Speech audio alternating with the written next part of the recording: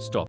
अपने बोझ अकेले उठाना बंद करें, दिल के जख्म छुपाना बंद करें और अपनी जिंदगी के सबसे गहरे इमोशनल दर्द का इलाज शुरू करें तहज्जुद के जरिए।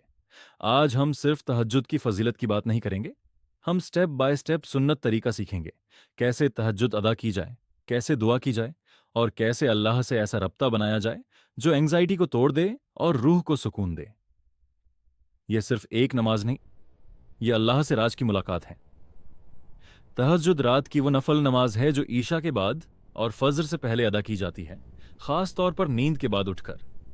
अल्लाह ताला ने कुरान में इरशाद फरमा, एंग्जाइटी, ओवरथिंकिंग, डिप्रेशन सा महसूस होता है। रात का वक्त जब दुनिया सोती है, अल्लाह अपने बंदों के करीब होता है।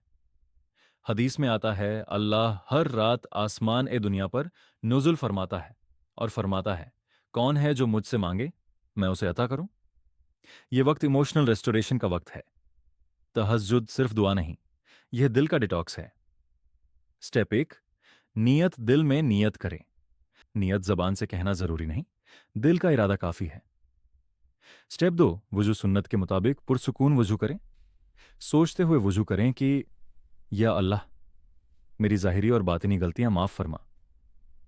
वुजू सिर्फ पानी नहीं, यह रूहानी सफाई है।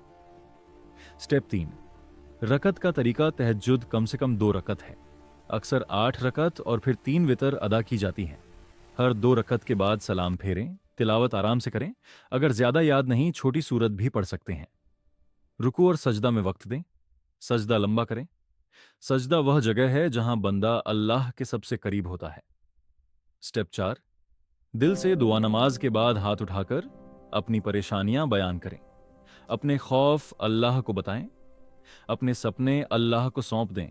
कोई मुश्किल अरबी अल्फाज जरूरी नहीं, आप अपनी जबान में रोकर कह सकते हैं, या अल्लाह मेरा दिल ठीक कर दे, या अल्लाह मुझे एंग्जाइटी से निजात दे, या अल्लाह मेरी जिंदगी को सीधा रास्ता दिखा।